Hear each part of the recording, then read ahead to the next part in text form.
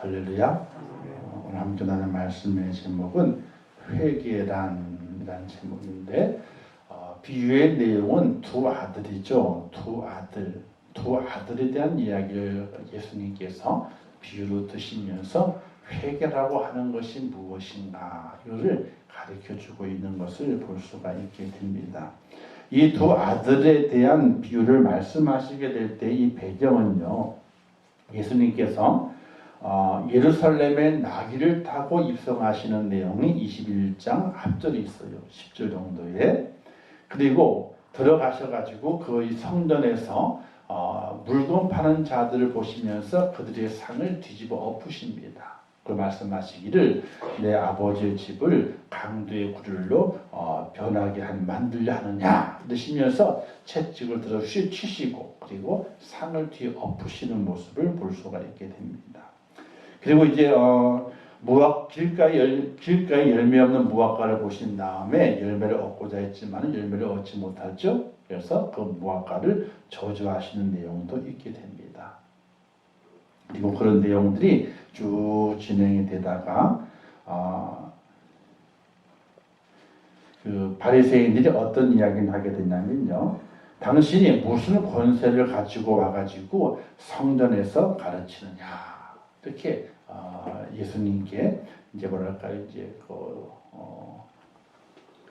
반론을 제기한다 그럴까요? 그게 23절 말씀이 있어요. 예수께서 성전에 들어가서 가르치실 때 대제사장들과 백성 장들이 나와서 이르되 내가 무슨 권리로 이런 일을 하느냐 또 누가 이 권위를 주었느냐 이렇게 말하면서 예수님과 이제 대치가 되는 이렇게 딱 마주치고 있는 그런 장면이 연출이 되고 있습니다. 그 당시 성전은 예루살렘 성전은 많은 유대인들 중에서 제사장들이 그 성전을 거의 관장을 하고 있었고, 그리고 백성들의 장로들이 또 성전에서 그 역할을 분담해서 백성들의 대표가 되면서 이제 성전에서의 어떤 역할을 감당했습니다. 근데 그들이 감당했던 것은 영적인 부분이 아니라 이권적인 부분에 눈이 멀어 있었거든요. 이권. 성전을 통해서 뭔가 이득을 보려고 하게 되는 이권의 눈이 어두워져 있던 것들이 그것이 그 당시의 제사장들과 또 백성들의 대표라고 하는 장로들의 모습이었습니다.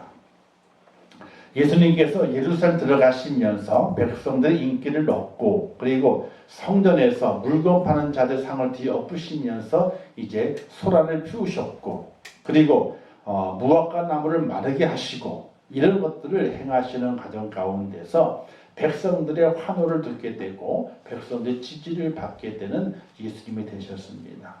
이때 위기를 느낀 바리새인들과 그리고 이제 대제사장들 그리고 장로들이 나와서 당신이 무슨 권세를 가지고 성전에서 백성을 가르치느냐.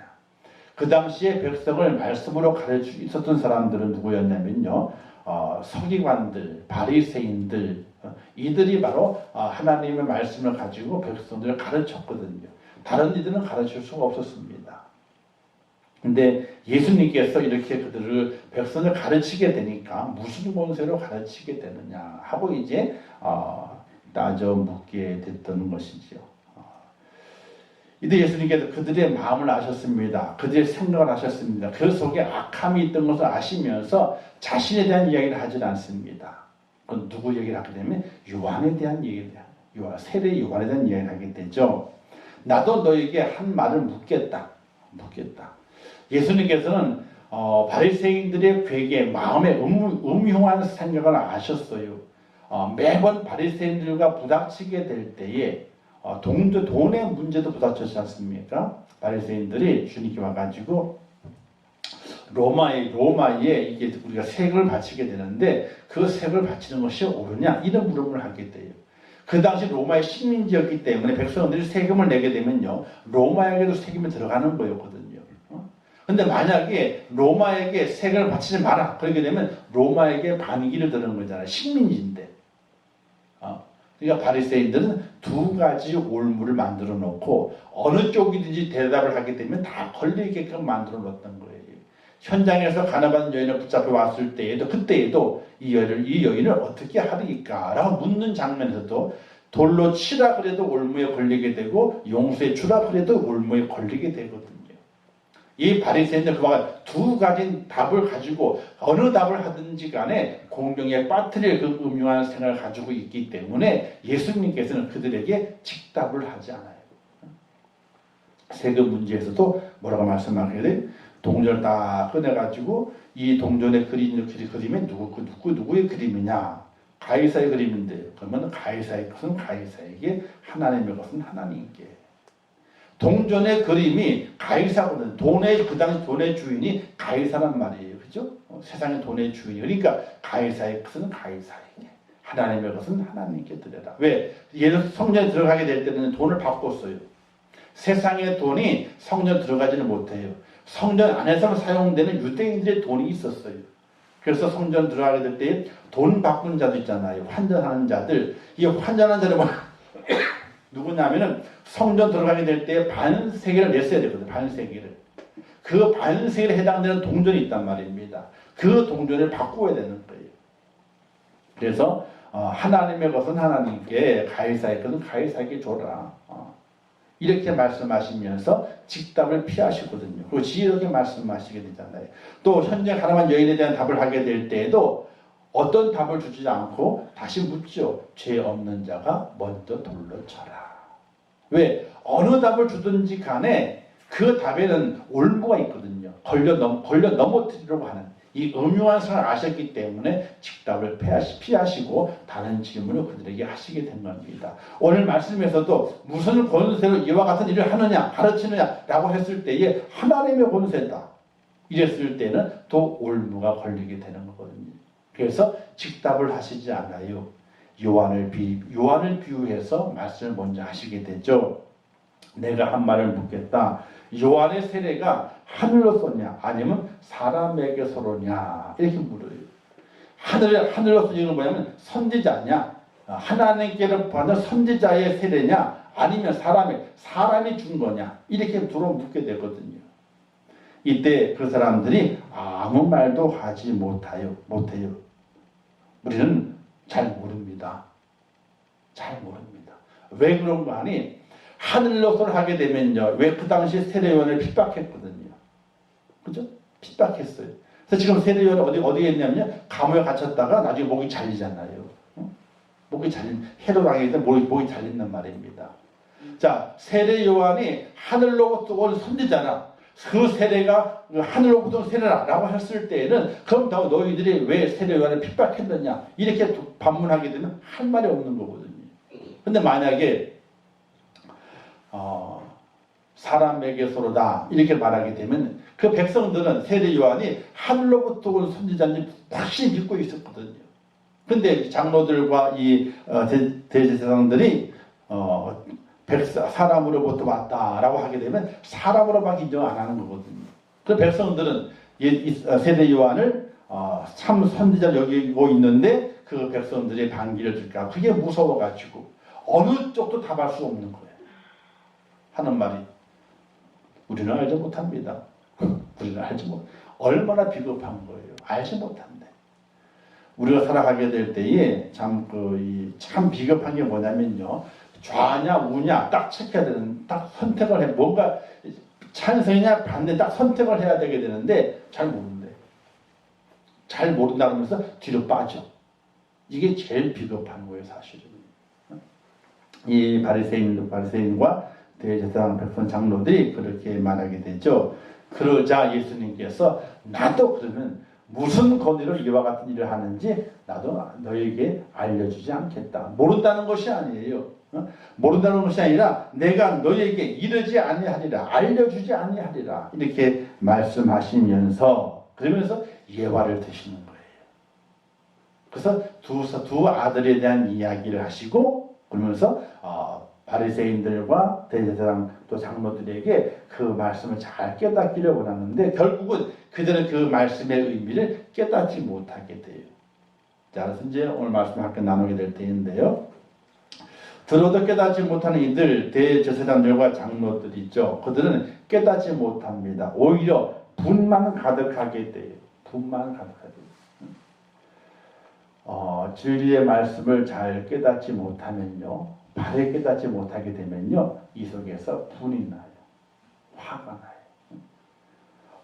화가 나는 것은 하나님이 내시게 하는 걸까요? 아니면 사단이 내게 하는 걸까요? 화는요, 사단이 내게 하는 거예요. 뭐 의로운 분노다. 그 의로운 분노도 있을 수 있죠. 이게 뭐 나라를 지키기 위해서 그런 분노도 필요합니다. 그러나 의로운 분노가 아닌 이 화는요, 화는 이 사단이 주는 거예요. 악한 사단이 주는 거예요. 그래서 대제사장과 장로들이 주님이 말씀하시는 것이 틀린 것이 없거든요. 딱 맞는 말씀을 하고 있는 거거든요. 거기에 기가 막히게 되니까 자기들이 대답할 말이 없으니까 분을 내는 거예요. 분을 내요. 우리도 그렇잖아요. 살다 보게 되면 뭔가 다툼이 있을 때에 조곤조곤 잘 이치에 맞게 조곤조곤 잘 얘기해. 상대방이 할 말 없으면 어떻게 됩니까? 화를 막 내보죠. 냅둬! 쉬어버려! 그렇게 하잖아요. 그죠? 할 말이 없습니까? 조곤조곤 이치에 맞게 하나하나 이야기해 가다 보게 되면 할 말이 없어지거든. 그럼 어떻게 돼요? 그러면 이 분을 내게 돼요. 사람은 그렇게 돼 있어요. 참 안타까운 마음, 안타까운 모습이죠. 자, 예수님께서 이제 두 아들에 대한 이야기를 하게 되죠. 28절 말씀에서 너희 생각에는 어떠하냐? 어떠냐 묻는 거예요. 제사장들과 그다음에 장로들 묻는 겁니다. 너희 생각에는 어떻게 생각하느냐? 지금 내가 이야기하고 있는 이야기를 들어봐라. 어떤 사람에게 두 아들이 있는데, 그죠? 한 사람에게 두 아들이 있는데 이 비유는요. 누가복음 15장에 보게 되면 탕자의 비유가 있어요. 이 탕자의 비유와 좀 연결시켜서 이해할 필요가 있어요. 탕자의 비유에도 아들 둘이 나오죠. 그죠? 큰 아들이 있고 작은 아들이 있어요. 오늘 말씀에서도 한 사람에게 두 아들이 있는데 큰 아들이 있고 작은 아들이 있는 거예요. 그걸 비교해 보게 되면요. 말씀의 뜻을 좀 더 세밀하게 알아둘 수 있게 됩니다. 여기서 한 사람은 누굴 가리키느냐? 바로 하나님을 가리켜요. 탕자에 대한 아들 얘기하게 될 때 그 아버지 누굴 가리킵니까? 하나님을 가리키는 거거든요. 그리고 하나님께서 두 아들을 두었는데 두 아들에게 말씀하시는 거예요. 자, 두 아들은요, 큰 아들이 있죠. 큰 아들은 바리새인이나 장로 또는 이제 제사장 이런 사람들을 이야기하게 돼요. 일명 눈에 보이기는 효자라고 눈에 보이는 사람들. 왜? 하나님의 말씀을 너무나 잘 알거든요. 그 말씀을 잘 지키거든요. 어떻게? 눈에 보이도록. 그래서 눈에 보이게 될 때는 효자예요. 효자. 진짜 효자예요. 자, 우리가 이 탕자의 비유에서도 큰아들 나오잖아요. 그렇죠? 큰아들이 효자예요, 불효자예요? 효자죠. 그죠? 효자예요. 큰아들이. 둘째는 탕자였잖아요. 아버지 다 뺏어가고 그냥 다 탕진해 버렸잖아요. 얼마나 나쁜 놈이에요. 그죠? 그러니까 보게 되면 큰아들은 효자란 말입니다. 근데 맨 마지막에 가가지고 진짜 효자가 되는 거예요? 아니, 아버지의 마음을 알지 못해. 아들로서, 큰아들로서 가정을 지켰고 일을 열심히 했지만은 정말 그 아버지의 마음을 알지 못하는 아들이. 진짜 효자는요, 아버지의 마음을 아는 효자가 진짜 효자예요. 열심히 일을 잘한다 그래서 효자다, 그게 아니에요. 열심히 일을 잘하는 거 왜 잘해요? 아들이니까. 이거 다 내 거 될 건데 뭐. 다 내 거 될 거잖아요. 내 거 될 건데 일을 열심히 해야지. 내 거 될 건데. 진짜 효자는 아버지의 마음을 알아주는 효자가 진짜 효자예요. 어머니의 마음을 알아주는 효자가 진짜 효자가 되는 것이지 일을 잘한다 그래가지고 효자가 되는 것이 아니에요. 큰아들은 바리새인, 제사장, 그다음에 장로들을 말하지만은 그들 열심히 일을 해요. 제사장 일도 하고요. 바리새인으로 백성들을 가르치고 장로가 돼가지고 백성 대표가 돼가지고 일을 합니다. 겉으로 보기에는 효자예요. 효자. 근데 뭘 몰라요? 아버지의 마음을 모르는. 아버지의 마음을 모르는. 둘째 아들 나오죠? 불량한 아들이에요. 아버지가 뭘 시키니까 냅둬요. 나 바빠. 안 간다고요. 안 간다고. 불량한 아들, 불효자예요. 자, 상대 비유에도요, 큰아들, 말 잘 듣는 효자아들이죠. 열심히 일하는 효자아들이. 둘째 아들은요, 아버지 재산을, 재신이 아니고 재산을 탕진한 불효자예요. 아니, 아버지가 돌아가시다는데 유산 달라고 하면 되겠어요? 유산은 돌아가신다면 주는 거지, 생전에 주는 게 아니거든요. 그 얘기는 뭐냐면, 아버지 빨리 죽어. 이게 똑같은 말이에요. 얼마나 불효자입니까, 이게. 자. 근데 이 비유도 또 하나의 비유와 연결을 시켜보게 되면요. 우리가 지난번에 배웠던 일꾼의 비유 있잖아요. 이른 아침에 데려가는 일꾼이 있고 맨 나중에 데려가는 일꾼이 있잖아요. 그 일꾼의 비유 속에서 큰 아들은 뭐냐면요. 아침 일찍 한 데나리온 받기를 위해서 열심히 일하는 사람들을 큰 아들로 비유할 수 있겠대요. 열심히 일했어요. 뭘 하기 위해서? 내 몫을 받기 위해서. 근데 맨 마지막 갔을 때 어떻게 됐습니까? 열심히 일했지만 그 마음에 뭐가 생겼어요? 불평이 생겼어. 뭐 때문에? 농부 주인이 맨 나중에 온 사람 똑같이 주게 되니까 거기에 불만이 생긴 거예요. 그러면 당신은 악한 사람이라고 그러잖아요. 근데 주인이 뭐라 그래요? 내가 이 사람에게 은혜를 베풀었는데, 선을 베풀었는데 너가 왜 나한테 악하다고 얘기하느냐? 너에게는 줄 만큼 줬다는 거예요. 줄 만큼 줬다. 이런 여러 비유들이 함께 연결되면서 오늘 우리가 이 땅에 살아가게 될 때에 정말 효자가 되기 위해서는 하나님 아버지의 뜻을, 마음을 헤아릴 줄 아는 하나님의 사람이 되어야 되는 거예요. 할렐루야. 뭐 일을 열심히 한다고 그게 다 되는 게 아니에요. 정말 하나님의 마음이 어떠하시겠는가를 생각을 해봐야 되는 거예요. 자. 아버지가 가서 뭐 명령을 하게 되죠. 자, 큰아들이 명령하게 됩니다. 둘째 아들이 명령하게 되죠. 포도원에 가서 일하라. 먼저 큰아들이 얘기를 했습니다. 예, 큰애야. 저기 포도원 가서 일을 좀 해라. 이제 일 좀 해라. 나는 어디 갔다 마실 갔다 올 테니까 일 좀 해라. 큰아들이 갈게요. 앞에서 철석같이 갈게요 그랬어. 근데 보니까 아버지 놀러 가고 있거든. 일 시키고. 에이, 안 가, 나도. 안 가. 둘째, 근데 아버지 그걸 아셨는지 둘째를 불러. 둘째야, 너 포도로 가서 일 좀 해라. 그랬어요. 그러니까 둘째 아들이 나 안 가. 나 바쁜데 놀기 바쁜데 뭐 가냐고. 그럼 아버지는 가라 일 해라. 싫어요. 알았지. 그럼 아버지 나갔어. 근데 작은 아들이 큰 아들을 가만히 생각해 보게 되니까 나만 일 시키고 아버지 나가버렸네. 나도 놀자 같이 뭐. 오늘 하루 일 안 한다고 뭐가 되겠냐? 놀지 뭐. 그리고 안 갔어. 간다 그러고. 근데 둘째 아들은 간다 그랬어? 안 간다 그랬어요? 안 간다. 에이, 안 가. 화가 나가지고 안 가. 아니, 중동 지역에는요, 그 광야, 그 농사 지은 지역도 어려워요, 이게요. 얼마나 뜨거운데요, 농사 짓는 데가. 지금도 해가 뜨겁잖아요, 그죠? 낮에 잠깐만 얼마 머리가 뜨끈뜨끈한단 말입니다, 이게요. 근데 이스라엘 땅 더 그렇거든요. 그러니까 가기 싫지. 안 간다 그랬어. 안 가. 배째 안 가. 그럼 아버지 나갔어. 큰아들 간다 그러고 안 가고 지금 놀아. 나 놀자 그러고. 근데 둘째가 안 간다고 그랬지만은 가만히 생각해 보는 거예요. 아버지가 가라 그랬는데. 에이, 내가 가져야지. 누가 하겠어. 내가 가져야지. 아이고, 포도원에 뭐 급한 일 있나 보지 뭐. 내가 일을 해야지. 포도원에 가서. 그리고 작은 아들은 간 거예요. 뉘우치고. 이 간다 그랬다가 안 간 아들과 안 간다 그랬다가 나중에는 깨닫고 아버지의 마음을 깨닫고 간 이 아들, 두 아들 중에서 누가 그 아비에게 효자, 아비의 마음을 알아주는 아들이 되겠냐는 거예요. 당연히 둘째 아들이라 이렇게 말할 수 있다는 것이. 자, 그런데 여기에서 큰아들의 마음이 있어요. 큰아들의 마음. 아버지의 말을 듣지 않으면 벌 받을 같아가지고 일단은 거짓말을 해서 간다고. 큰아들이 보통 그런 게 있어요. 저도 큰아들이지만은, 장남이지만은, 부모님 뭘 시키게 되면은 억지로라도 일단 앞에서는 어떻게 돼요? 앞에서는 예 그래요. 그러다가 뒤에는 궁시렁궁시렁 되면서 안 하기도 하고 또 미루기도 하고 그런 경우가 있어요. 왜? 내가 지금 여기서 아니요 그렇게 되면 어떻게 돼요? 아버지가 화낼 것 같거든. 그러니까 화낼 것 같으니까 이거 그 앞에서는 이해해놓고 그다음에 생각하는 거예요. 어떤 생각을?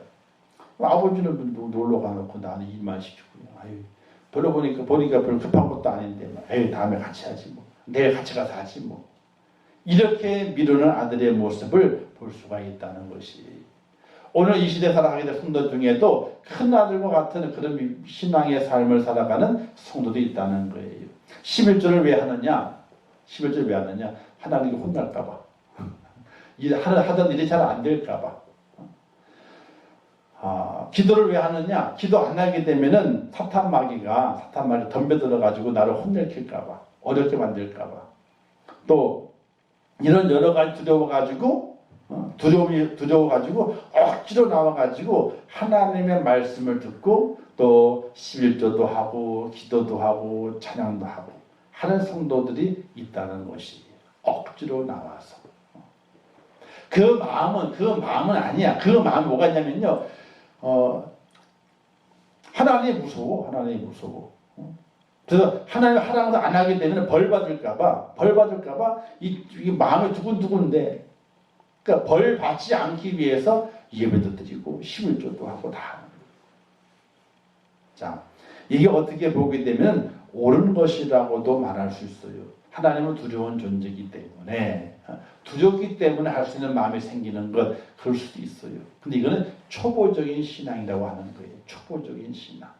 하나님께 예배하고 하나님께 헌신하고 헌금하고 기도하고 수고하고 봉사하고 겸손하게 살아가고 섬기는 이 모든 것들은 하나님의 두렵기 때문에 하는 것이 아니라 이제는 그 두려움의 단계를 넘어가서 어떤 마음이 하나님의 마음을 알아서 하는 거예요. 자 이제 5월달에는 가정의 달이잖아요. 그죠? 두 번째 주가 어버이주일이고 어버이날이잖아요. 그죠? 근데 어버이날이 있는데 예를 드는 거예요.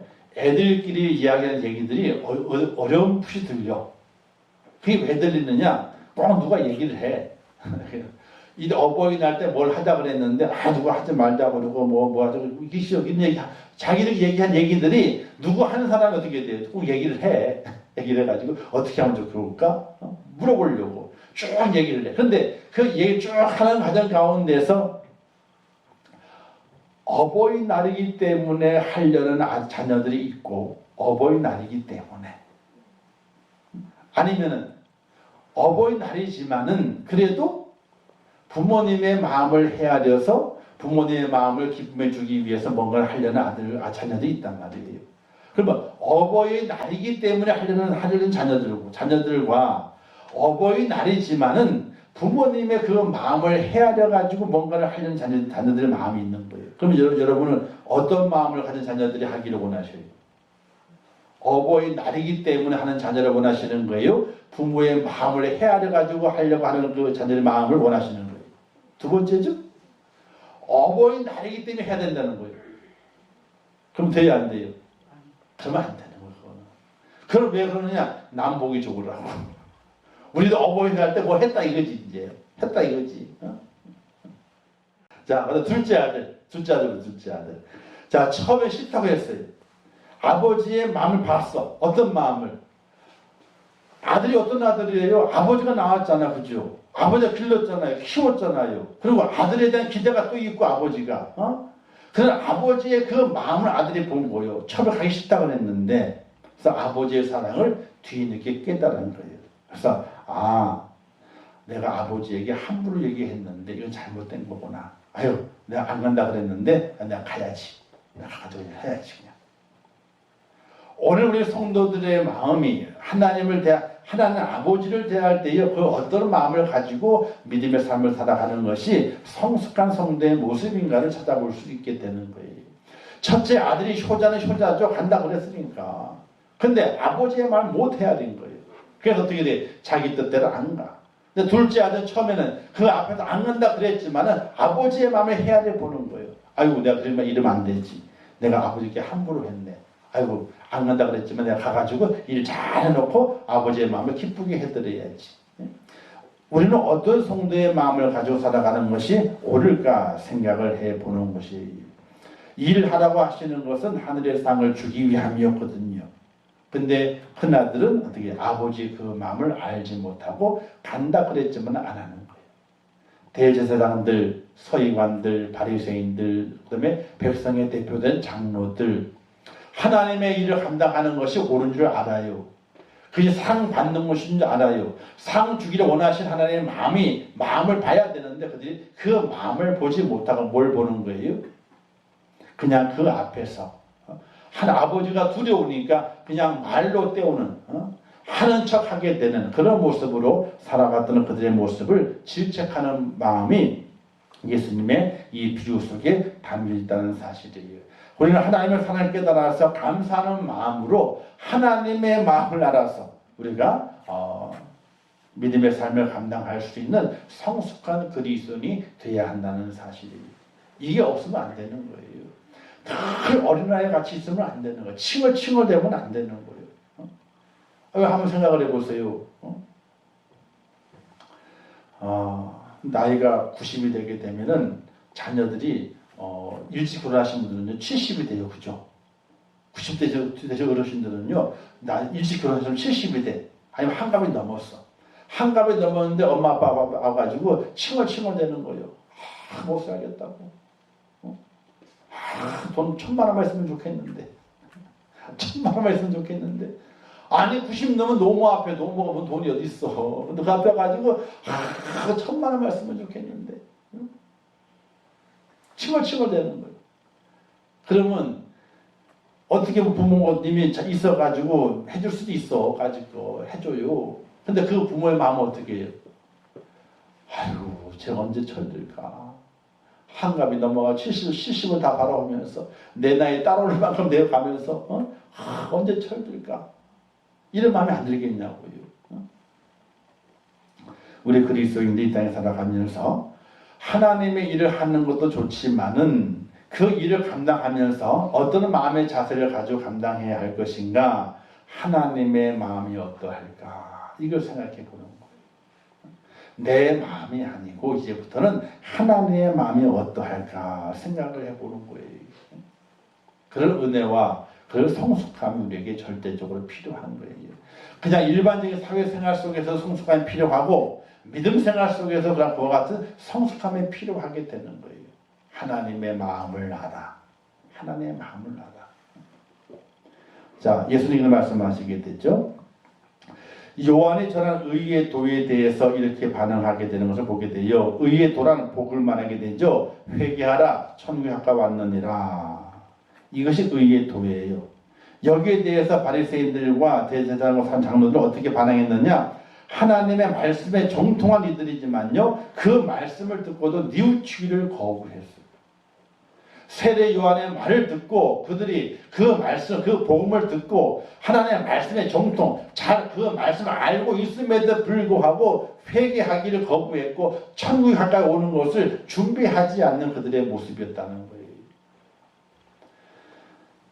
여러분, 하나님을 오래 믿음 생활을 오래 했던 건 자랑 아니에요. 하나님의 말씀을 많이 배웠다는 건 자랑이 아니에요.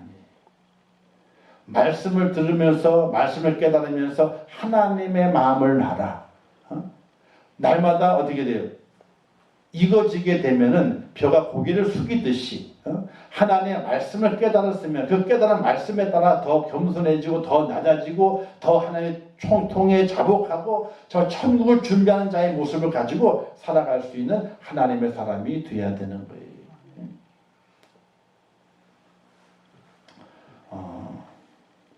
예를 들어서 내일이 세상 종말이요. 예를 든 거예요. 딴 데 가서 정 목사님이 내일 종말이라고 했다 그러지 마셔요. 그럼 괜히 2단 돼 버리니까 2단이 뭐예요? 3단, 5단 되겠는데 잘못했다가는. 자, 저는 예를 든 거예요. 내일이 주님이 오신대. 내일이 마지막이야. 그럼 오늘 우리가 뭐 해야 돼요? 그죠? 회개해야 되는 거예요. 천국 갈 준비를 해야 돼. 천국 갈 준비는요, 내 뭐 짐 챙기는 게 아니라니까요. 하나님 앞에서 통해 자복함으로 준비해서 천국 가까이 오는 걸 준비해야 되는 거거든요. 자, 대제사장과 장로들과 바리새인들이 성경을 몰라요? 구약 성경을 모르냐고요? 너무나 잘 알아요. 아니, 잘 알 뿐이 아니라 그래도 그 말씀을 가르치고 행해야 되기 때문에 다른 일반 사람들보다 더 많이 알아요. 더 많이 알아. 그럼에도 불구하고 회개하라는 그 말씀이 그들에게는 안 들려오게 되는 거예요. 왜? 세례요한 너보다도 우리가 똑똑해. 더 똑똑해 너보다도. 말씀을 알기를 너가 더 잘 알아. 너가 말씀을 지킨다고 우리가 더 많이 지켰어 이때까지. 응? 더 많이 지켰어. 우리에게 너가 회개하라 그러지 마. 회개하라 그 말씀이 깨달아지지 않는 거예요. 그런데 세리와 창기들은 어땠어요? 그들은 말씀들은 못 살았어요. 왜? 먹고 살기 바빠서. 세리와 창기들은 그 당시에 아주 낮은 신분의 그런 사람들이에요. 세리는 돈은 많았지만은, 그죠? 돈은 세리는요? 돈은 많았어요. 근데 사람다운 대우를 못 받고 살았어요. 돈은 많았지만. 창기는요, 돈도 없어. 먹을 거리가 없어 몸을 팔아서 자기의 생명을 유지시켜야 돼요. 그게 창기예요. 그 당시에 인격적으로나 사회적 신분에서 가장 낮은 이들이에요. 그들 하나님의 말씀을 많이 배울 바는 자기를 갖추지 못했어. 아니 말씀 배울 시간이 어디 있어요. 돈 벌어야지 먹고 살려니까. 근데 그들이 회개하라 천국이 가까이 왔느니라 하는 그 말씀을 들었을 때에 그들이 어떻게 했어요? 자기의 삶을 뉘우쳤어요. 자기의 삶의 모습이 천국이 다가왔을 때에 천국 들어갈 만한 모습이 아닌 걸 알았어. 천국 들어갈 모습이. 왜? 너무 더럽기 때문에. 그래서 뉘우치는 거예요. 통해 작곡하는 거예요. 천국을 준비하는 하나님의 사람이 되는 거예요. 오늘 우리가 믿음의 삶을 살아가면서 뭘 이루었다, 뭘 했다 이게 중요한 것이 전혀 아니에요. 전혀 아니에요. 과연 내가 천국 들어갈 준비를 지금 잘 하고 있느냐는 거예요. 하나님의 말씀을 가지고. 여기 이렇게 말씀했잖아요. 31절 말씀에서 내가 진실로 너희에게 이르노니 세리들과 창녀들이 너희보다 먼저 하나님 나라에 들어가리라. 이렇게 말씀했잖아요. 왜 그들이 천국에 먼저 들어가요? 준비됐기 때문에. 어떤 준비? 통해 자복. 하나님의 저희는 그 말씀을 깨닫고 말씀을 잘 깨달아서 정말 자신의 죄를 바라보고 통해 자복했기 때문에 천국 들어갈 준비가 되어 있는 거예요. 근데 말씀에 통달한 바리새인, 하나님을 섬기고 제사 드리는 제사장, 그리고 백성의 대표가 돼가지고 장로라면 대표가 된 거거든요. 그들의 말씀을 더 잘 알고 더 많이 익혀 알고 있지만은 하나님의 말씀 전해지게 될 때 그 말씀을 깨닫지 못하는 거예요. 그래서 회개하라 그러니까 싫은 거예요. 싫은 거예요. 세례 요한을 선지자로 인정하지 않아요. 예수님이 똑같이 말씀했잖아요. 처음 전하면서 회개하라. 천국에 가까이 왔느니라. 세례 요한과 똑같은 말씀으로 복음을 여셨어요. 그 예수 그리스도 그들이 배척하게 되고 그와 척을 지게 되고 그의 말씀에 순종하지 않아요. 그런데 하나님의 말씀 잘 배우지 못했지만 또 살아가면서 많은 죄를 지었고 허물이 든 그들은요 말씀을 들을 때에 자기를 봤어. 자기가 보이는 거예요. 말씀 속에서. 말씀을 많이 배운 자들은 자기가 안 보이는데 말씀을 적게 들은 이들은요 말씀을 들을 때에 자기의 모습이 보이는 거예요. 보여서 통해 자복하고 그리고 천국 들어갈 준비를 했다는 사실이. 오늘 우리 이 땅에 살아갈 때에 어떤 준비를 하고 살아가느냐는 거예요. 일 많이 해야지 뭘 막 공을 세워야지 천만에 그거 하려고 우리를 부르신 거 아니에요. 아니 필요하죠. 하나님의 명령과 또 사명이 있기 때문에 그 일이 필요해요. 그러나 그게 중요한 것이 아니에요. 정말 내가 통해 자복하면서 천국 들어갈 준비를 날이 갈수록 더 잘 하고 있느냐는 거예요.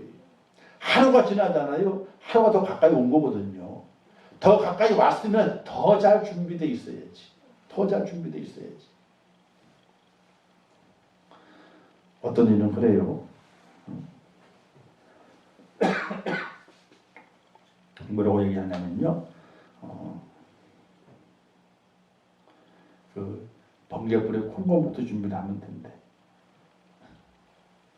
다가오면 그때 준비를 하면 된대. 근데 그 다가올 날이 오늘일런지 내일일런지 아니면 1년 후일런지 어떻게 알아? 그걸 안다면야. 아이고 그걸 안다면 저도 이렇게 안 살아요. 그걸 안다면은 아마 하나님께서 내 나를 부르실 날이 한 20년 후 있다. 20년 뭐 예를 들어 지금 하면 2040년 12월 10일 날 나를 부르신대. 그래? 그 정해졌어 그게? 그러면 다 때려쳐. 어디 가요? 시큼 놀러 가지. 뭘 시큼 놀러 가지. 시큼 놀지. 그럼 언제 들어와? 당일 나 들어오기는 그렇고 적어도 1년 전에 들어와 준비하면 되겠구나 싶어가지고 2039년 12월 10일 날 딱 교회 와가지고 그때부터 휴일기도 하는 거예요. 언제? 그래서 크게 잡아 1년 동안 준비하는 거지 뭐 그때. 그럼 얼마나 좋아요. 지금부터 19년도 시큰 돌았잖아. 그죠? 그 1년만 딱 준비하고 딱 하는 거지. 천국만 가면 되죠. 못 가지고 뭐 어때요? 천국만 가면 되는 거지. 근데 그렇게 할 수 있어요? 그렇게만 할 수 있다면 제가 만세 부르고 그렇게 해요. 만세 부르고. 근데 그게 안 된다는 거야. 그게요. 천국이 가까웠느니라. 언제? 내일 수 있다는 거예요. 이게 문제라는 거예요. 이게 우리에게 고민이 되는 거예요. 그래서 제가 그러잖아요. 믿음이라고 하는 건요. 과거가 중요한 것이 아니에요. 믿음은요. 저 미래가 중요한 것이 아니에요.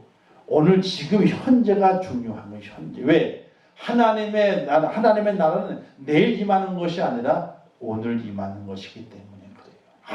아무도 모르고 도둑처럼 오늘 임하는 것이기 때문에 오늘 우리가 회개하면서 천국을 준비할 수 있는 하나님의 사람이 되어야 되는데 제사장이라든지 장로, 바리새인들은 하나님의 말씀에 정통한 사람들, 잘 알고 있는 사람임에도 불구하고 세례 요한의 전하는 말과 주님이 전하는 그 말을 그들이 깨닫지 못하게 돼요.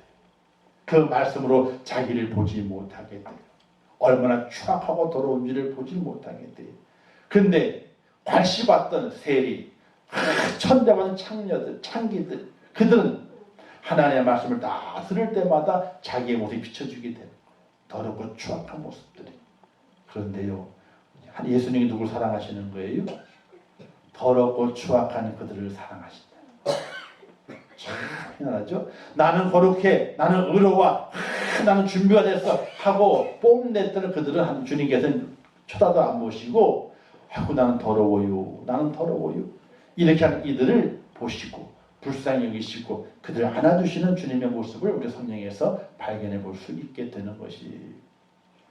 그래서 주시는 교훈은 뭐냐면요, 나는 의인을 부르러 온 것이 아니라 죄인을 부르러 왔다.